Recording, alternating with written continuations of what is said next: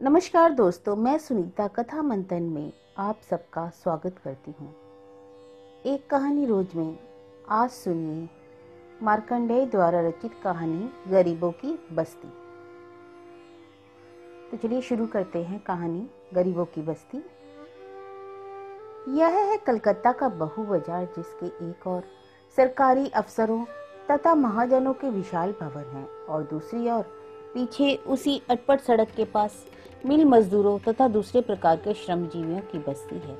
नन्हे नन्हे झोपड़ों तथा मकानों की बहुलता के कारण सारी बस्ती एक घर सी दिखाई पड़ती है। निसंदेह वह एक घर ही है जहाँ जीवन यथार्थ परिभाषा में चलता है। धर्म श्रम की छाया में विलीन है। चलना जानने वाला बच्चा भी गृह कार्यों में सहायक है। नूरी उस बस्ती की ही एक कन्या है। वह नित्य संध्या समय अपनी एक छोटी बहन के साथ नन्हे से काट के ठेले को ठेल ठेल कर मूंगफली बेचती है। आज से नहीं, 10 वर्षों से वह मधुर गानों से उस सड़क पर चलने वालों से परिचित है।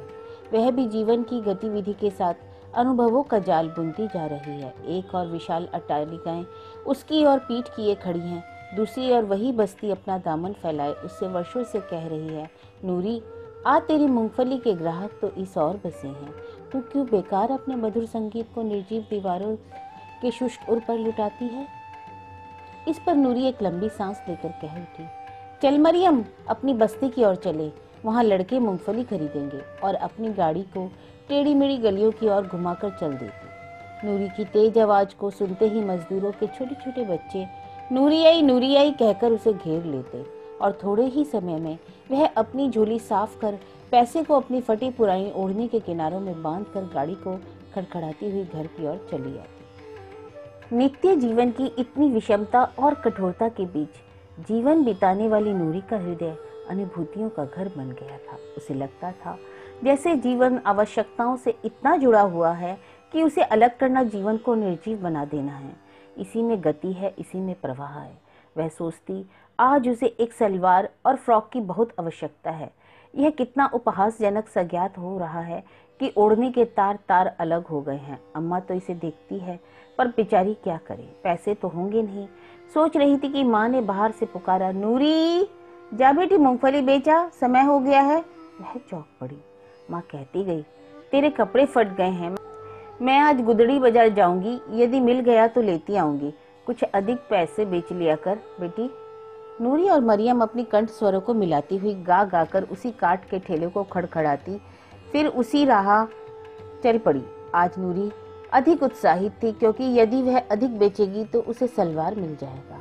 वह फिर उसी पुरानी सड़क पर अपने ठेले को बढ़ाती चली जा रही थी। गाते गाते जब थक जाती तो कहीं रुक रुक कर आने वाले आदमियों को भी देख लिया करती। कमल ने अपने भवन के ऊपरी भाग से इस कलकंठ को सुना और सोचने लगा, यह कौन है जो इतने मीठे शब्दों में गा रही है। ऊपर से नीचे झांका तो एक युवती को एक छोटी सी लड़की के साथ सर खोले देखा। उसके बाल सन्यासियों के बालों की तरह उलझे हुए थे। कमल को 6 वर्ष पहले की बात याद आ गई।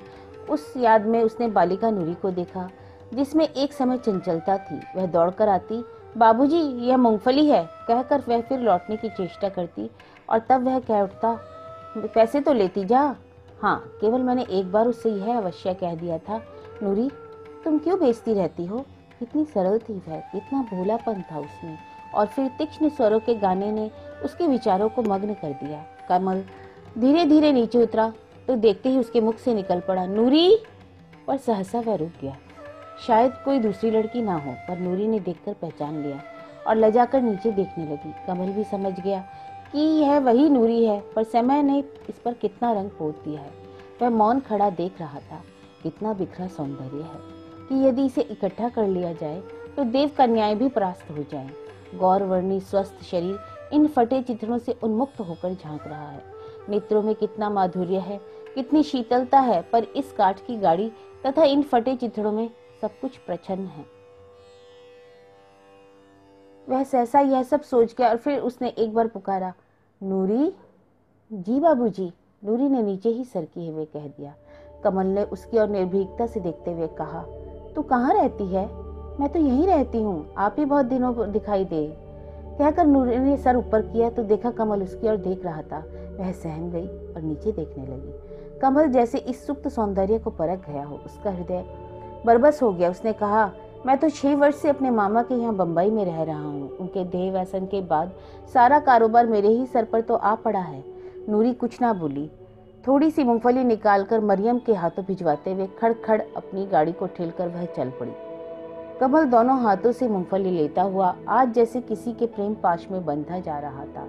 उसने पैसे निकालकर देते हुए कहा, ले जा, दौड़। देख, नूरी गाड़ी ठेलती जा रही है। और वह वहीं खड़ा देखता रहा कि यह जीवन का एक रास्ता है जिसे नूरी इस प्रकार काट रही है। संसार का क्या विधान है, वह उलझ गया सोचने में। यह नूरी फिर जब तक बस्ती में नहीं चली गई, उसने अपने गीतों को नहीं गाया। दिन बीतते गए, नूरी अपने कार्यक्रम को करती गई, पर अब वह स्वतंत्रता पूर्वक गा कर नहीं बेचती थी। उसे लगता था जैसे कोई मेरे गीतों को सुनने के लिए छिपा है। उसका संयम दिन पर दिन बढ़ता गया। वह नित्य प्रति अपने में खोती गई।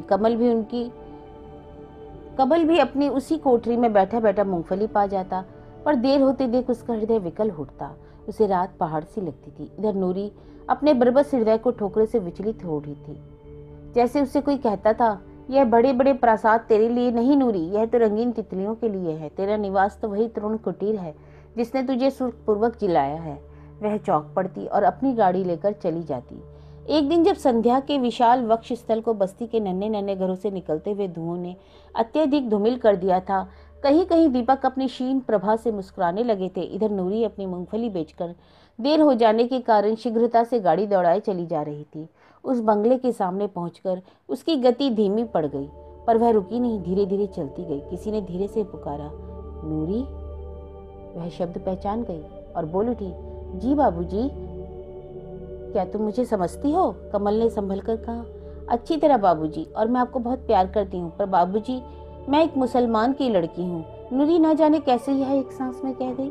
कमल का हृदय उमड़ पड़ा। उसने कहा, नूरी, धर्म हमारे प्रेम की सीमा नहीं, हमारे हृदय का कटघरा नहीं।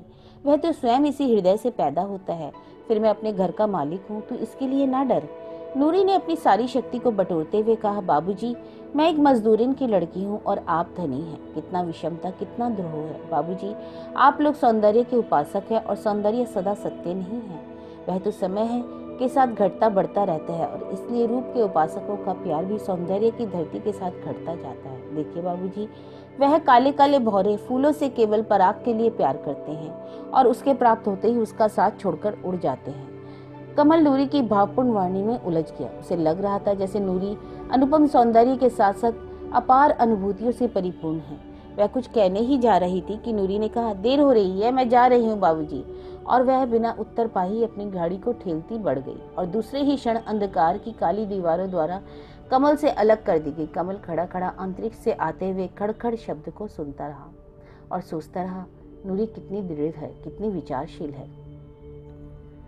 सारा बंगाल पैशाचिक नरसंहार का केंद्र बन गया था। चारों ओर हिंदू मुसलमान की भावना विषैली सरपणी की ही भांति लोगों को डस रही थी। मासूम बच्चे माताओं के आगे ही जला डाले जाते, माताओं के स्तन काट लिए जाते, कन्याओं के साथ बलात्कार किया जाता था। चारों ओर घर घर में हृदय हृदय में सांप्रदायिकता का विषम जहर फैल गया था। पर यह बस्ती अब भी अपने आंतरिक प्रदेश में वैसी ही थी। यद्यपि बाहरी रूप में भीषण समाचारों द्वारा अंतर अवश्य था। लोगों ने आना जाना बंद कर दिया था। नूरी भी बंदी की भांति अपने तृण कुटीर में पड़ी सोचा करती, यही है संपत्ति वालों का खिलवाड़ जो हमारी पवित्र बंग भूमि को नीचे सांप्रदायिकता की प्रचंड अग्नि में झांक रहा है। वह अपने को भूल जाती और कह उठती, कमल, तुम तो धनिक हो, क्या तुम भी ऐसा करते होंगे? शायद तुम इस जीवन पर तरस खाते होंगे, पर देखो, आंखें खोल कर देखो, कितना मधुर है ये।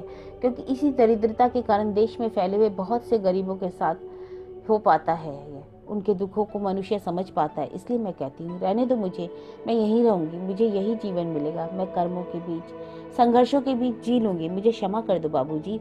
और यही सोचते सोचते वह उसी कुटीर के तिनकों में अपनी दृष्टि बिखेर देगी। पर यह सब सोच ही रही थी कि माँ ने बाहर से पुकारा, नूरी। नूरी उठकर दौड़ी आई। जी अम्मा, कहकर उसने जब देखा तो जैसे माँ किसी संभावित विपत्ति के अनुमान से खिन्न उठी और मरियम उसके कंधे पर हाथ रखे खड़ी है। माँ बोली, तुमने नहीं सुना बेटी?